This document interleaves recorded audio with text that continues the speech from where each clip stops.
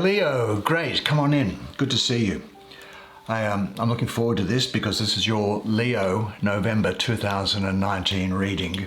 I'm going to use the Thoth Tarot deck for this, and it has a lot of imagery in it.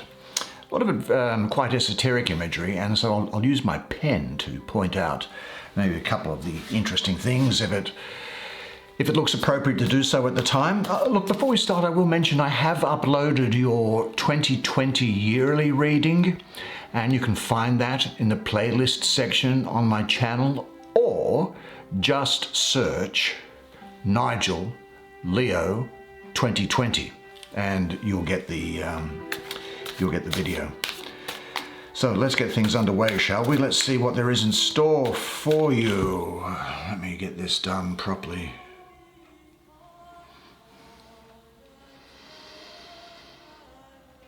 There we go, that's the business. That's the way to do it. The energy coming through. You really do look like you ought to come out. So you are whom? The Princess of Cups. The Princess of Cups. You look like you're interested to say something. And there is the card of art. A very interesting card for you, art. Looks like you might be doing, oh, well, I won't give it away. We'll wait till we get into it, because it does depend on what the other cards have to say and where the energies interact with each other. So let's see what else there might be. What is this? There is the Nine of Discs. This is the Eight of Discs. The Eight and Nine of Discs. It's going to be quite a good month for you financially, I think. A few financial things coming underway, Leo. Well, this is leapt out, obviously. And this is the Nine of Cups. Okay, why don't you come and sit down next to me? I'll get the chair over here so you can have a good look at the imagery on these cards while I do the reading for you. All right, my Leo friend, let me just reach behind me and get this deck of cards here. Now, I'm not going to use these cards, of course. I am rather, this is a shamanistic practice of mine, to just let them sit here, watch and learn. But I will point out a couple of things using my pen, because some of this imagery is quite interesting, I think, and relevant to you. Let's have a look at this center card, because, wow, doesn't that have a good ring to it? I call this card the Lord of Material Gain. This far down the suit, away from the ace, down here at the nine, we are getting into the realm of money, I think.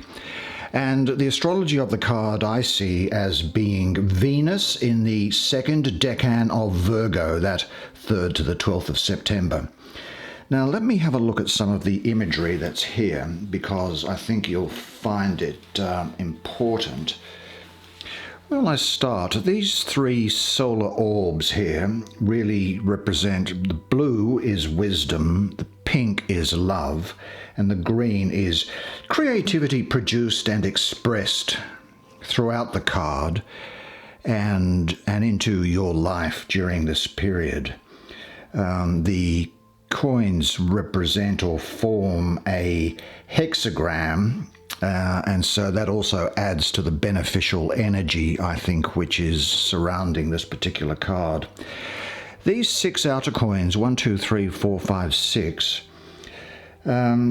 this is, interestingly, this is the first time in the suit of discs that we actually see coins representing discs. So it has a very strong financial aspect to it, I think. We see that the top 3 coins are all masculine. Saturn being this highest coin, Mars in the top left-hand corner, and Jupiter in this coin here.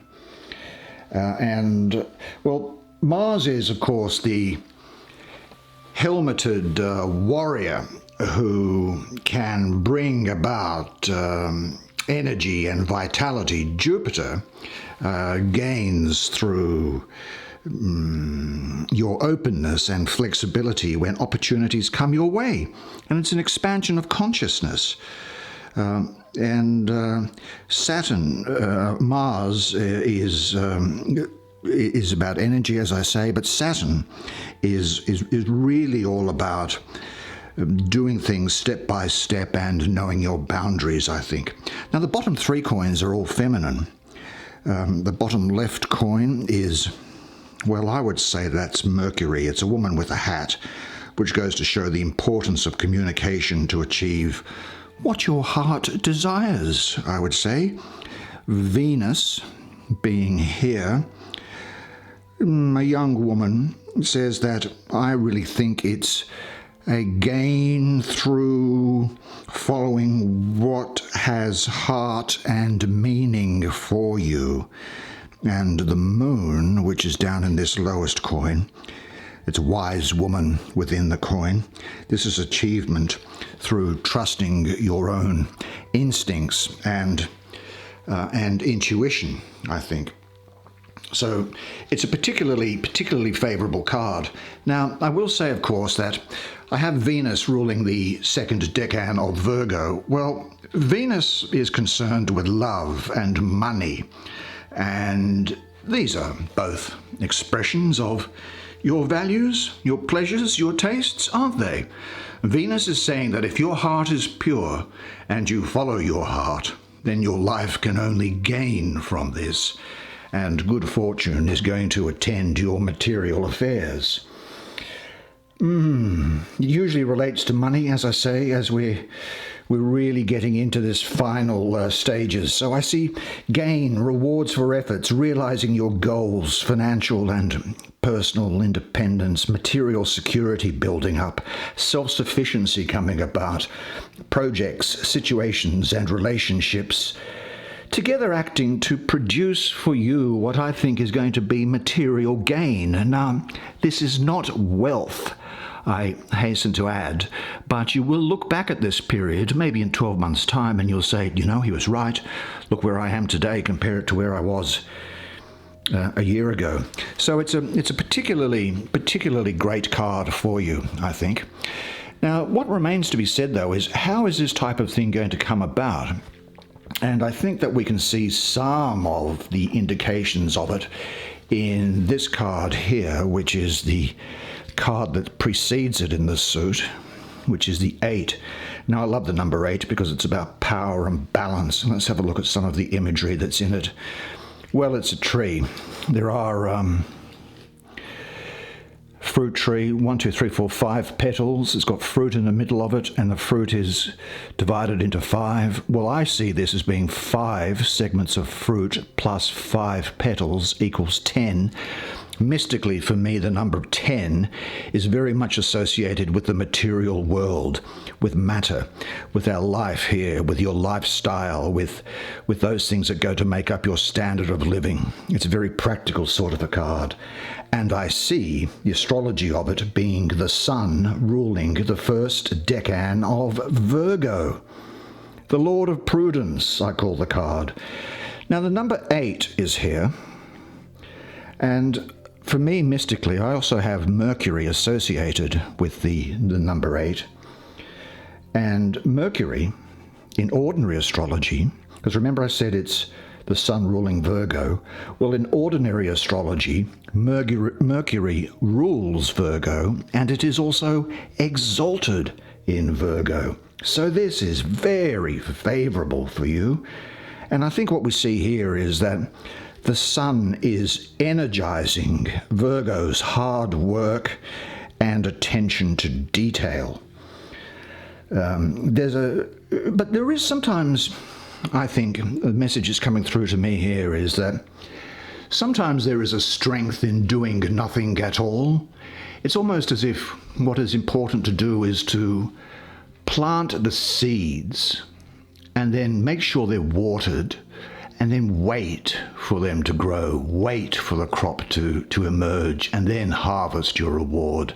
Rather than seeing something coming tomorrow, this is an energy, I think, which is saying that there are things going on in your life at the moment which, if you just put in the proper ingredients, and you'll know what they are, if you put in the proper ingredients, then they will grow and there will be gain. I think it's important for you to be somewhat cautious when you go about in that activity and take calculated risks. It's probably a time for you also, I think, to be, well, here it is me telling you this, but to be careful with money and not overspend on things just at the moment. Just at the moment. This is not forever. The days will come when shopping and expenses can be gratefully put out, but just be quite cautious and calculated at the moment, I think. Also be quite, just be physically cautious as well. Just be careful about your own physical environment and watch where you're walking. Don't trip over, a grate in a drain or something like that. And I think what this card is also saying is that this is about not overextending yourself, but it's also about not underextending yourself. Being in the sweet spot where you can, as it were, stand atop the hill and survey the landscape and see where everything's coming from. So I think you need time and patience to develop something. And don't rush it, as it's a long-term thing, and be prepared to bide your time and let it happen. But this is saying that it's giving you encouragement that you should keep doing what it is that you are doing, as it will eventually lead to success. Now, of course, it's going to require a lot of hard work and dedication. Naturally, if it was easy, there wouldn't be any return. But as time passes, you will get closer and closer and closer. And it may not be apparent to you, but events are going around in the background, in the ether. The energy is going around you in the background, even though it's not maybe obvious to you. They are all coalescing in such a way as to drive you forward to success. Also think about maybe questioning whether you need to get some additional study or do some research on something. When I say that, don't study to be a heart surgeon, but you could be studying, like, what are some techniques of doing it? And it can extend to things like recipes or doing things around the house, what might look good. The feeling that I'm getting here is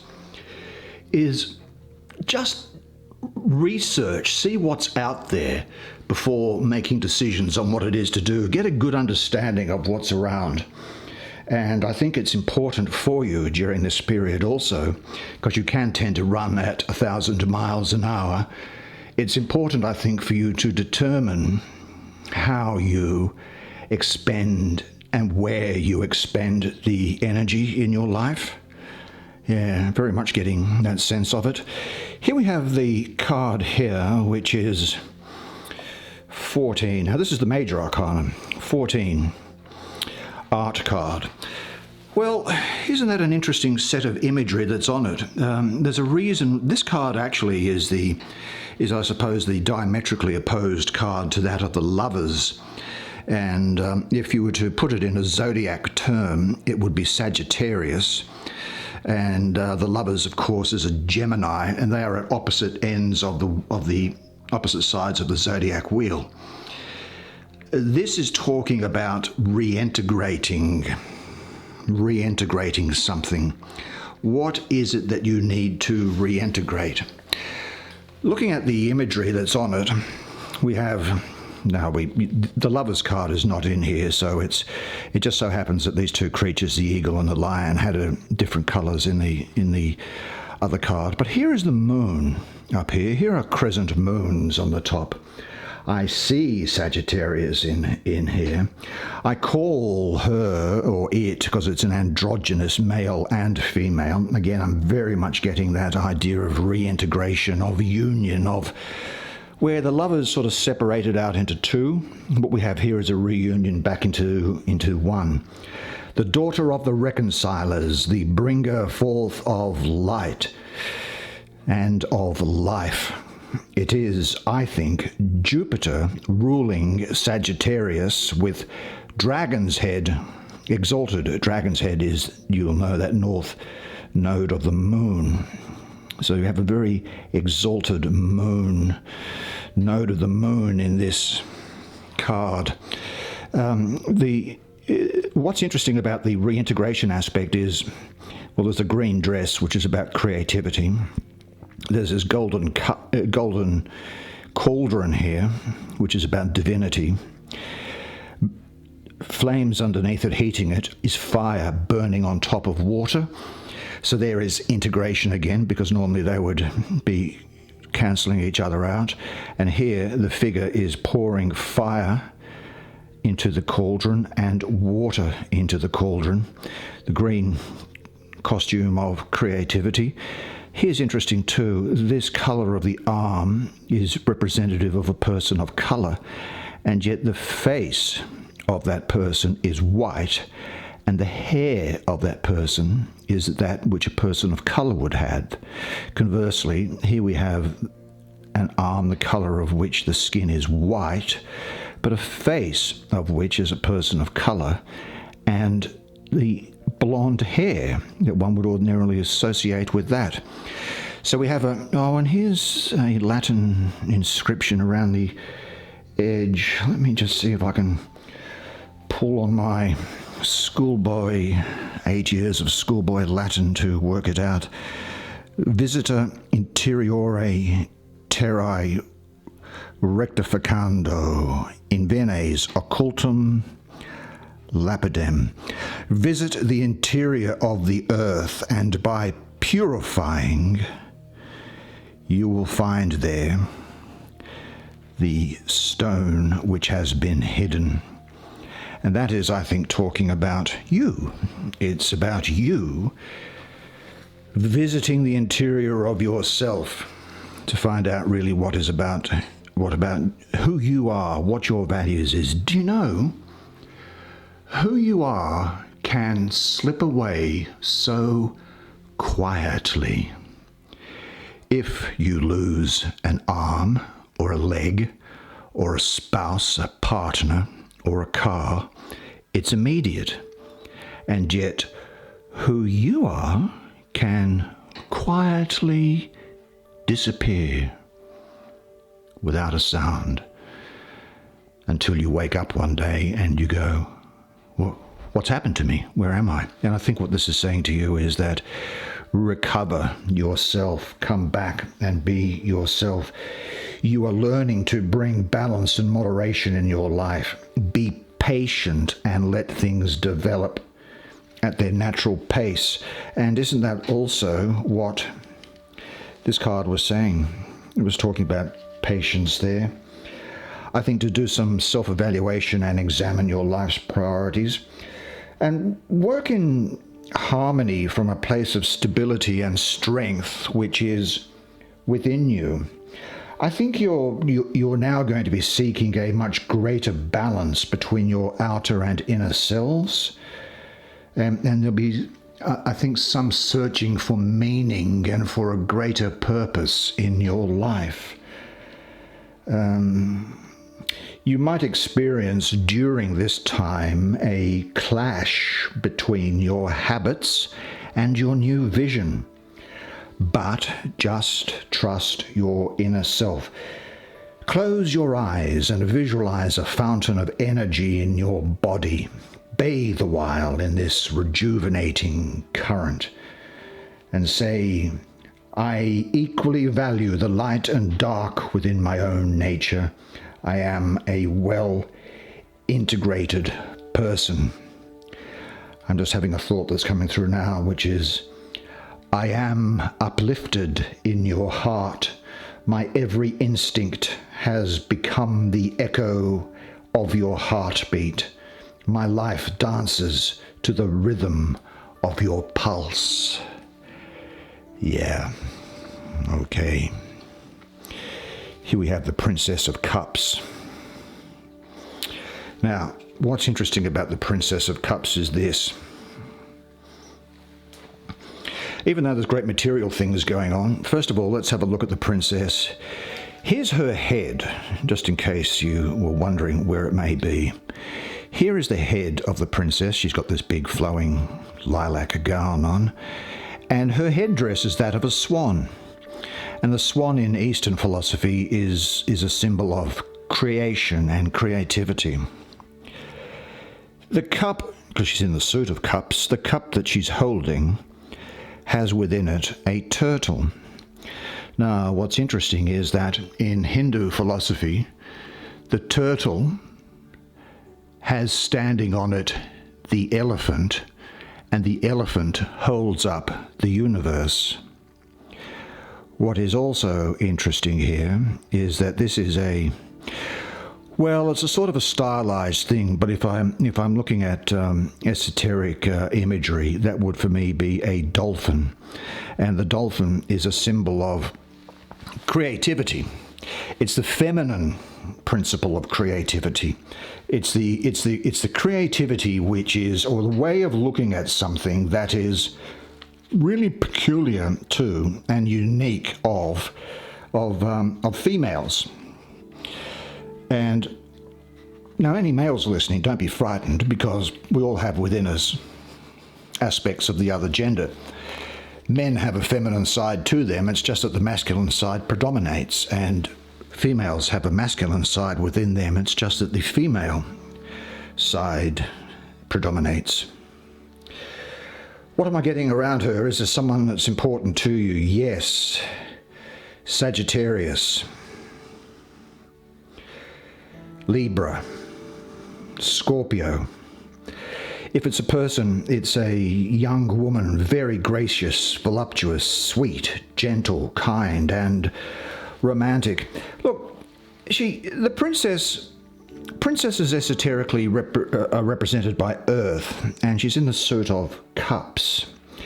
So she represents the earthy part of water, and in particularly the faculty of crystallization.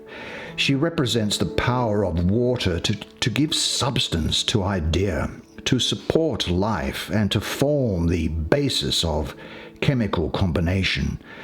Now, the character of this princess is, I think, infinitely gracious. All sweetness and patience and kindness, tenderness are in her character.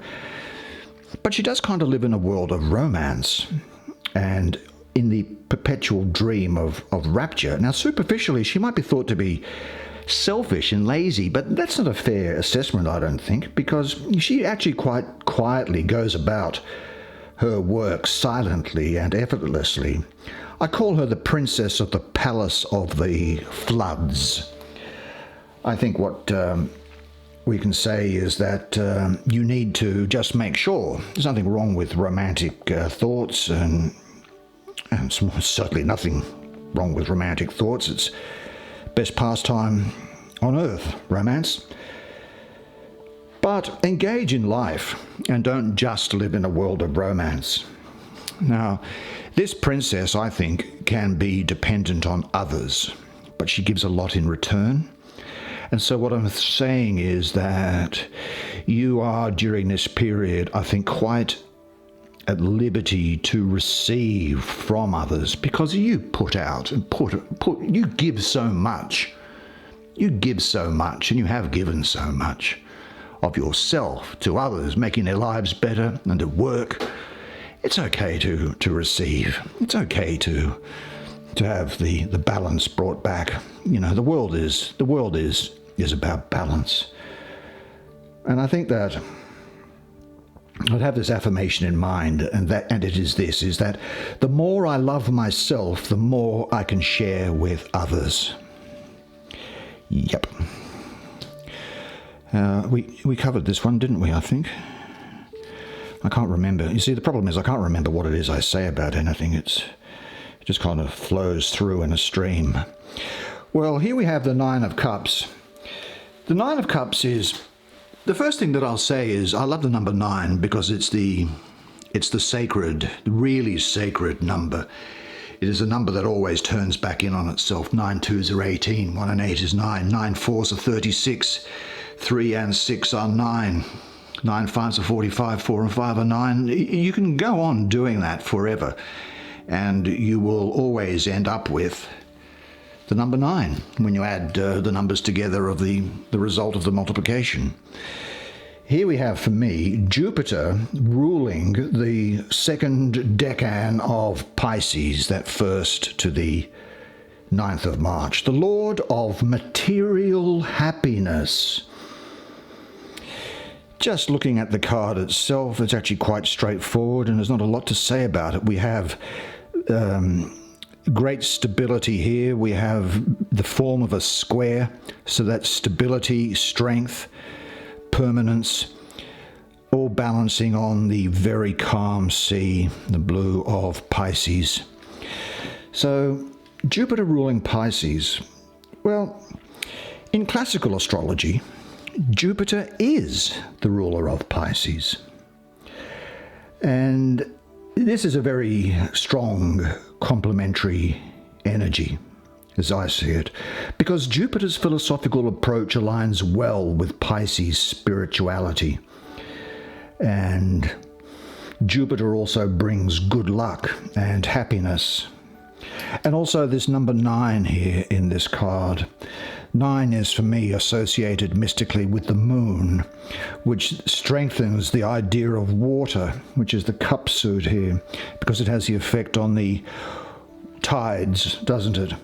So I think that Jupiter's softer concerns, such as care, compassion, and the spiritual life, are beautifully expressed through sensitive Pisces. There is an enormous capacity to love, although, as is so often the case with this gift, this often is hard won through lots of difficult times in the past.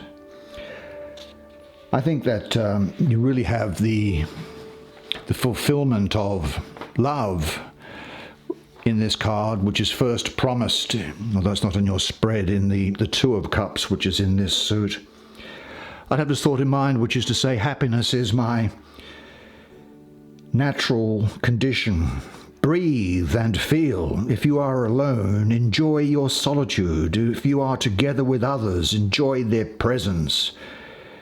If you have a job to do, do it in silent and loving devotion. This card represents fulfillment, so things don't really get any better than this, and in fact I actually would call this card the wish card. So I think that there is something that you might have your heart set on, which for you is going to come about. The wish card. That's the way it is for you this month. Well, there you go. There is your November 2019 reading. And look, I thought that was fantastic. I really enjoyed doing that. Extremely interesting for me to be able to do that. I love this deck, and I love the messages that were coming through for you. I think that I think you're going to have a great month. Look, the only other thing that remains for me to say is this, that you are a legend, and I look forward to seeing you next time. Until then, bye for now.